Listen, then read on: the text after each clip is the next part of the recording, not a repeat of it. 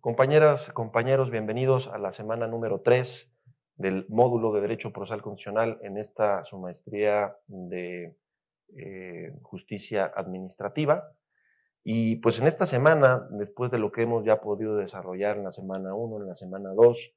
eh, sin duda alguna nos estamos acercando ya a un ámbito dentro del derecho procesal constitucional que es fundamental.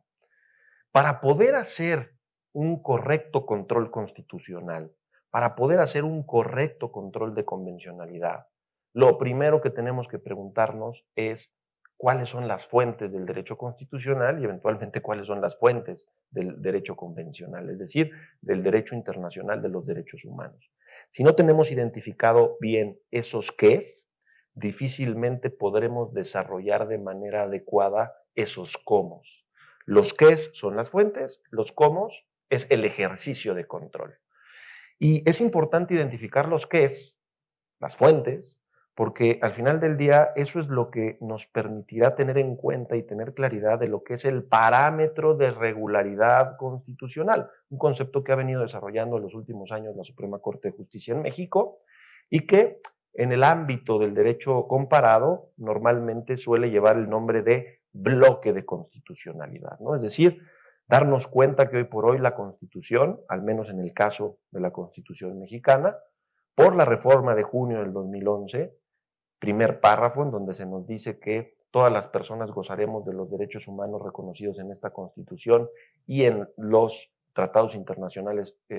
suscritos por México, pues me parece que esta cláusula constitucional ha venido generando lo que en la doctrina yo denomino como el principio de constitución dispersa, ¿no? O el efecto de constitución dispersa. ¿Qué quiere decir esto? Que hoy por hoy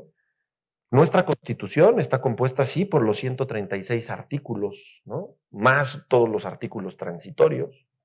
pero sin duda alguna por el artículo primero de nuestra Constitución tendremos que encontrar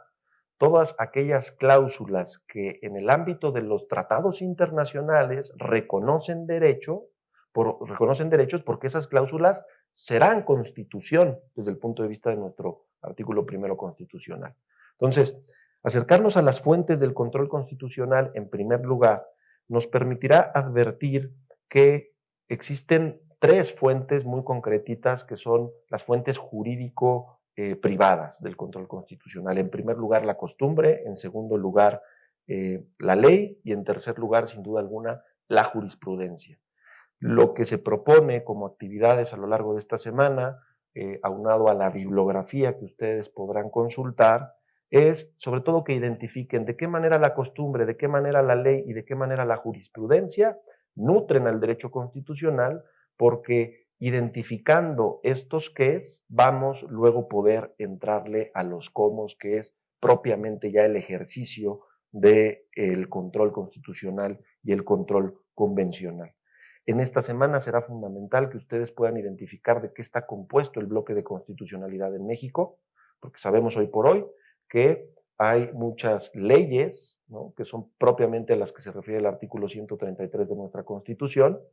que sin estar en la Constitución, sin tener jerarquía constitucional, sirven para hacer control constitucional, ¿no? El ejemplo más sencillo puede ser en materia de salud o en materia de educación. Cuando yo analizo la Constitución desde estos dos ámbitos materiales muy concretos, pues me voy a dar cuenta que la Constitución no dice mucho. Más bien la Constitución luego remite a la Ley General de Salud y a la Ley General de Educación. Y estas dos leyes son propiamente las que en términos del artículo 133, por emanar de la Constitución, sirven para hacer control constitucional. Entonces es importante que puedan ustedes precisar qué es el bloque de constitucionalidad en México, cómo está compuesto, más allá de que la Suprema Corte de Justicia no haya hecho suyo el concepto que se ha desarrollado ampliamente desde hace 3 décadas en la jurisprudencia comparada. Y por último, un punto que es fundamental en el caso mexicano es poder acercarnos al sistema federal. Porque, sin duda alguna, el federalismo mexicano es un sistema bastante complejo, ¿no?, que está compuesto de distintos elementos, que no ha sido muy pacífico en su diseño o en su construcción, Y tendremos que identificar todas las problemáticas, todas las diferencias dentro de ese sistema federal para que nuevamente podamos tener mayor precisión de las fuentes, de los qués, que luego nos permitan llevar a cabo un adecuado control de constitucionalidad atendiendo a los parámetros del derecho procesal constitucional en México. Esto es lo que estaremos desarrollando esta semana y te deseo el mayor de los éxitos.